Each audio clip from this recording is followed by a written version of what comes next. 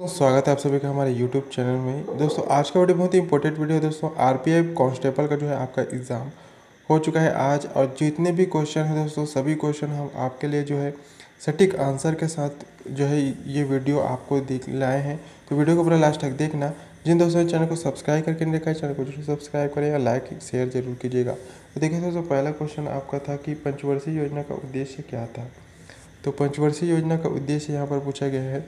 तो पंचवर्षीय जो पहली पंचवर्षीय योजना था दोस्तों आपका वर्ष 1951 से 56 के बीच था, और यह मुख्य उद्देश्य कृषि का विकास था। इसका मुख्य उद्देश्य क्या था?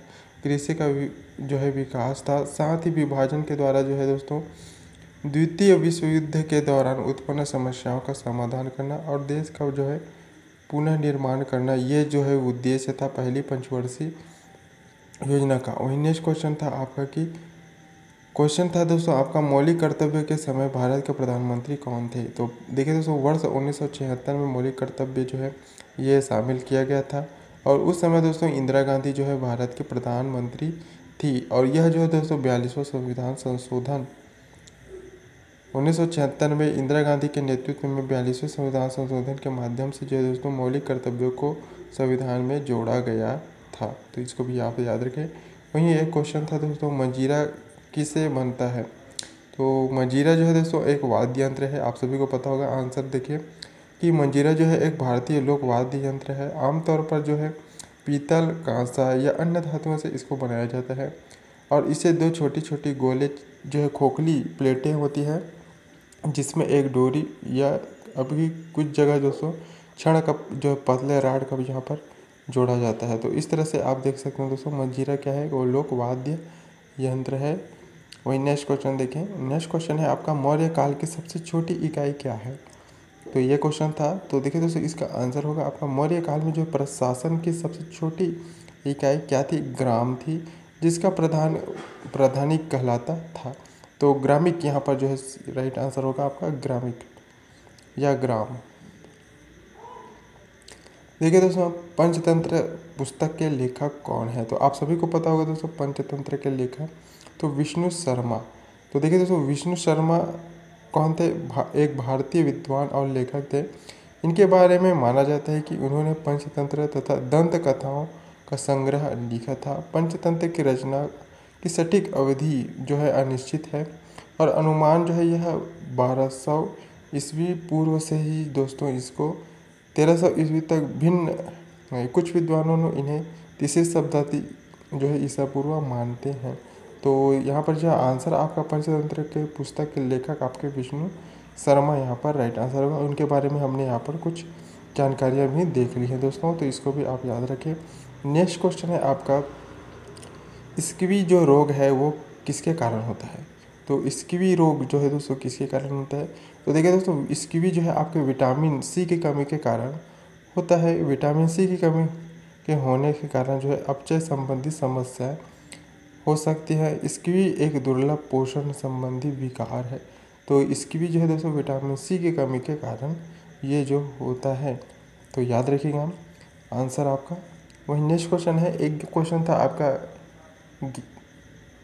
गपन समझौता किन दो देश के बीच हुआ था। तो ज्ञापन जो है दोस्तों आप सभी को पता होगा, ज्ञापन जो है भारत और नेपाल के बीच पर्यटन सहयोग बढ़ाने के लिए यह समझौता है। प्रधानमंत्री नरेंद्र मोदी की अध्यक्षता में मंत्रिमंडल की बैठक में भारत और नेपाल के बीच पर्यटन क्षेत्र में सहयोग को बढ़ाने के लिए यह समझौता है दोस्तों को आवश्यक पात्र पर समझौता जो है हस्ताक्षर किया गया था। तो यह जो है दोस्तों आपके भारत और नेपाल के बीच पर्यटन को सहयोग को बढ़ाने के लिए ये जो समझौता हुआ था, तो ज्ञापन समझौता इसको कहा जाता है। वही क्वेश्चन आपका एक बना था कि वर्ष 1976 42वां संविधान संशोधन में कौन सा अनुच्छेद जोड़ा गया था। तो आप सभी को पता होगा दोस्तों कि जो 42वां संविधान संशोधन है इसमें मौलिक कर्तव्यों को शामिल किया गया था। तो इस रिलेटेड आंसर देखें दोस्तों कि वर्ष 1974 में जो है 42वें संविधान संशोधन में नागरिकों के लिए मौलिक कर्तव्यों को शामिल। देखिए दोस्तों भाषा की कौन सी अनुसूची में संबंधित है। तो भाषा की कौन सी जो है अनुसूची में संबंधित है, यह क्वेश्चन था।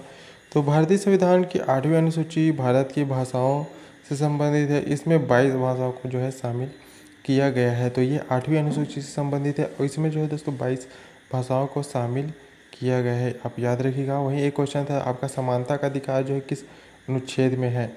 तो देखिए दोस्तों, समानता का अधिकार भारतीय संविधान के अनुच्छेद 14 से 18 में जो है वर्णित है, जो कानून के समक्ष समानता, धर्म, जाति, लिंग आदि के आधार पर जो है दोस्तों भेदभाव न करने की और सभी के लिए जो है समान अवसर सुनिश्चित करने का जो है यह जो अधिकार है इसमें दिया गया है। वही क्वेश्चन एक और पूछा गया था कि 5वीं अनुसूची जो है का संबंध है। तो 5वीं अनुसूची ये जो है दोस्तों किससे संबंधित है? तो देखिए दोस्तों, 5वीं आंसर आपका यहाँ पर जो है 5वीं अनुसूची भारत के संविधान का एक भाग है, जो अनुसूचित क्षेत्रों और अनुसूचित जनजातियों के प्रशासन और नियंत्रण से संबंधित है।